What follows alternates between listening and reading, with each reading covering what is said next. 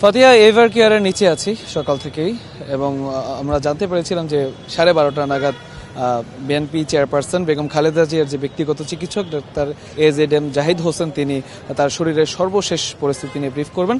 সেই ব্রিফটা করতে করতে আসলে 1:30টার পর তিনি ব্রিফটা করেন এবং তিনি যেটা জানিয়েছেন যে বেগম খালেদা জিয়ার এভার কেয়ার হাসপাতালে ভর্তি হওয়ার পর তার যে স্বাস্থ্যের অবনতি হয়েছিল সেই রকমই কিন্তু এখনো পর্যন্ত তার শারীরিক অবস্থা রয়েছে। সেখান থেকে সুখবর দেওয়ার মতো আসলে এখনো পর্যন্ত কোনো খবর নেই। আসলে তিনি সেভাবেই আছেন এবং তার চিকিৎসা চলছে।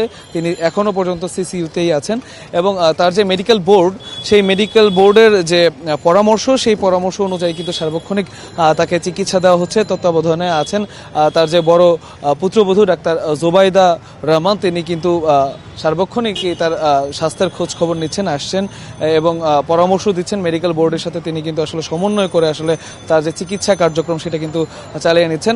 ডাক্তার জাহিদ হোসেন যেমনটা বলেছেন যে তার যে চিকিৎসা যেটা তাকে দেওয়া হচ্ছে সেটা তিনি গ্রহণ করতে পারছেন। এইভাবে তিনি গ্রহণ করতে পারলে তিনি আশাবাদ ব্যক্ত করেছেন যে চিকিৎসকরা বলেছেন এইভাবে যদি চলতে থাকে তাহলে তিনি ধীরে ধীরে সুস্থ হয়ে উঠবেন, এমনটাই আসলে আশাবাদ ব্যক্ত করেছেন ডাক্তার ডাক্তার জাহিদ আরও বলেন যে তার যে শারীরিক অসুস্থতা সেটা আওয়ামী ফ্যাসিস্ট আমলে আসলে তার শারীরিক অবস্থার অবনতি যখন হচ্ছিল তখন কিন্তু আসলে তিনি সঠিক চিকিৎসা পাননি, এমনটাও তার শরীরে আজকে এই অবস্থা এটা বলেছেন। এছাড়া ডাক্তার জাহিদ হোসেন বলেছেন যে নেতাকর্মী থেকে শুরু করে দেশবাসী যারা এভার কেয়ারের নিচে এসে ভিড় করছেন যারা এখনো পর্যন্ত, তাদেরকে আসলে এভার কেয়ারে না এসে ঘরে থেকে বা নিজের অবস্থানে থেকে আসলে দোয়া করার জন্য অনুরোধ করেছেন।